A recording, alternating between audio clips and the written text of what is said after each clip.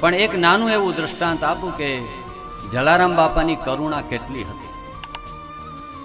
તો એક વખત એક મુસાફર જલારામ બાપાના આંગણે આવે છે. બહુ લાંબી યાત્રા સંપન્ન કરીને આવેલો છે. જલારામ બાપા એને હાથ પકડીને ઘોડા ઉપરથી નીચે ઉતારે છે અને પછી વિનંતી કરે છે કે થોડું કંઈક જમશો, પ્રસાદ લેશો. એ મુસાફર કહે છે કે જલા ભગત, હું બહુ થાકી ગયો છું, મારે જમવું નથી, મને બસ પથારી બતાવો, મારે સૂઈ જવું છે. અને જલારામ બાપા એવી આજ્ઞા કરતા કે દીતવાર અને મંગળવારે ભૂખ્યા પેટે સૂવું નહીં. આ જલારામ બાપાનું એક સિદ્ધાંત છે. જલારામ બાપાએ પરાણે આગ્રહ કરીને થોડું ખવડાવ્યું અને પછી પથારી હતી ત્યાં સૂઈ ગયો.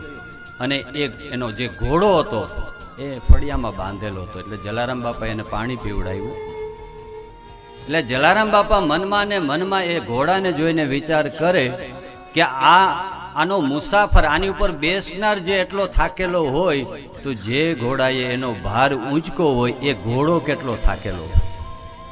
કે જલારામ બાપાએ ગરમ પાણી કર્યું અને એ ગરમ પાણીથી ઘોડાના પગ ધોયા, એની સેવા કરી અને હાથ જોડીને કહે કે હે મારા રામ, તમે કેટલા થાકેલા છો, હે મારા રામ, તમે કેટલા